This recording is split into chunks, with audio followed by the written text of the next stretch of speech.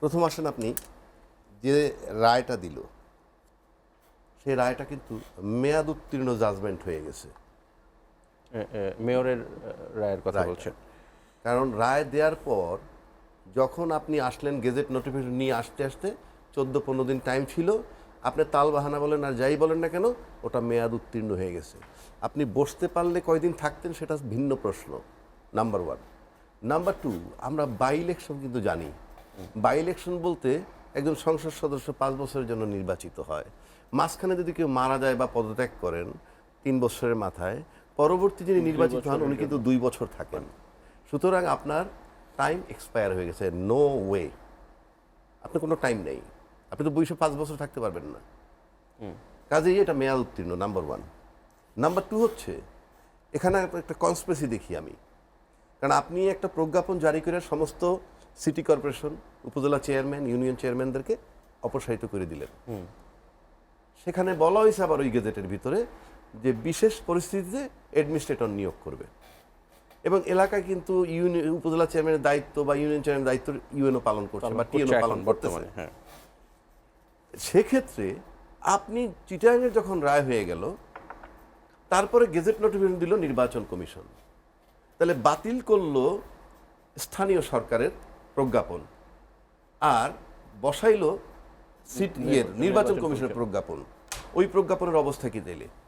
আগের প্রজ্ঞাপনের অবস্থাটা কি? তাকে ওইটা তো বাতিল হয় নাই, ওইটা বাতিল হয় নাই।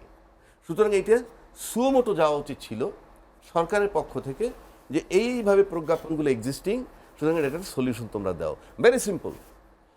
তারপরে যদি আমি বলি আপনাদের নর্মাল নিয়মে ধরেন এটা একটা মেয়াদ উত্তীর্ণ জাজমেন্ট, থেমে যাওয়া উচিত ছিল to keep your goodwill intact. You are very much respected by the people and accepted by the people.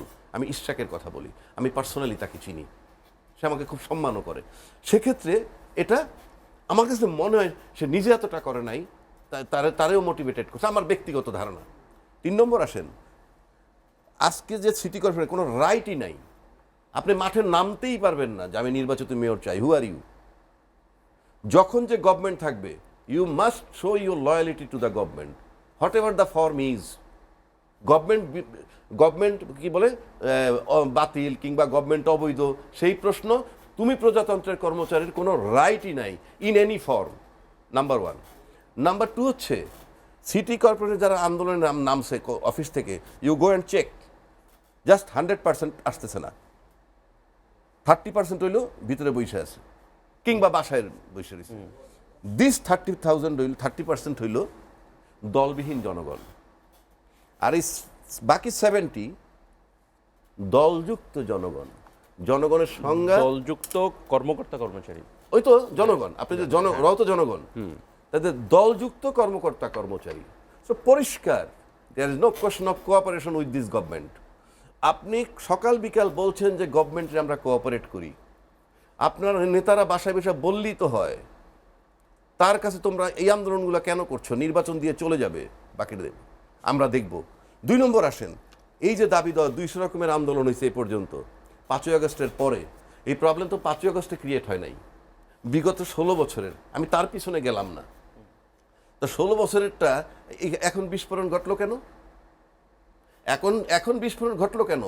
Intentionally planned এবং এর পিছনে ইয়ে দিছে তেল, মানে কি বলে এটা গতিশীল করার জন্য। হ্যাঁ, কেন করছে? আমরা শুনতেছি সমস্ত রাজনৈতিক দল কিন্তু এই সরকারকে কোঅপারেট করতেছে। হ্যাঁ, আমি শুনছি, আমি দেখি নাই, দেখতে হলে তো আমার অ্যাকশন দেখতে হয়। 1 নম্বর, সমস্ত রাজনৈতিক দলমত নির্বিশেষে তাকে বসাইছে এই পর্যন্ত আমি দেখছি, কিন্তু তারপরে আজও কোঅপারেট করতেছে। তাদের দাবি মাঠে আর্মি আছে, ভীষণ কোঅপারেট করতেছে উইথ ম্যাজিস্ট্রেসি পাওয়ার। আমার বৈধ অস্ত্র জমা নিছে, অবৈধ অস্ত্র উদ্ধার হয় নাই, ভীষণ কাজ করতেছে মাঠে। এইবার আসেন উল্টা দিকটায়, বিগত 12 বৎসর সবাই তো ওই সরকারের বিরোধিতা করছে। আগের সরকারে বলে তো, সবাই কথায় কথায় বলে আমরা এইটা করছি সেইটা করছি আন্দোলন, তো যার বিরোধিতা করলে সে থাকলো 15 বৎসর, আর যাকে জান দিয়ে সহায়তা করতেছো সে দিশেহারা হয়ে যাচ্ছে কেন? এত টালমাটাল সিচুয়েশনকে পড়তে, পরিষ্কার কোনো সহযোগিতা নাই। It is a text to the people. তা নাহলে আপনি বলেন আমরা এই দেশে মার্শাল ল অনেক দেখছি, আমি তো দেখি নাই, মাটি থর করে কাঁপছে ইভেন 111-এ। আর আপনি এখন বাজারে মিলিটারি আছে উইথ মেজিস্ট্রেসি পাওয়ার, আপনি অস্ত্র উদ্ধার হচ্ছে না, আর আমার বৈধ অস্ত্র আপনি অফিসিয়ালি জমা নিয়ে নিলেন। So this is not cooperation, it is just একটা ব্লেম যে তারা ইয়ে করতেছে। This is my simple. তারপর এবারে আসেন, উনি আরও কতগুলো কথা বলছেন লেটেস্ট। উনি বলছেন বিচার কার্যে হস্তক্ষেপ চলছে, স্বাভাবিক কার্যক্রম করতে পারছেন না, সক্রিয়ভাবেও কাজ করতে পারছেন, মানে আমার যা ইচ্ছা আমি পারতেছি না। রাজনৈতিক দলগুলো সহযোগিতা করছে বহু না। উপদেষ্টা সে নিয়োগ দেয় নাই, ভিকটিম অফ দ্য সিচুয়েশন, তাকে মানতে হয়েছে। এই যে আসিফ নজরুল সাহেব একটা ভদ্রলোক, তার তো উচিত ছিল এটা আইনি প্রবলেম সমস্যা সমাধান করা, যে এইখানে তো 2টা প্রজ্ঞাপন জারি করা আছে, তুমি যে এই জাজমেন্টটা দিলা ফাইন, ওকে, এটা ক্লিয়ার করো, একটা ইন্টারপ্রিটেশন দাও। যেমনিভাবে 106-এর ইন্টারপ্রিটেশন এই গভর্নমেন্ট আসছে, সেটা যায় নাই। তারপরে আসেন, আপনি বললেন ফাইনালি গিয়ে এটা টার্ন নিল কোথায়?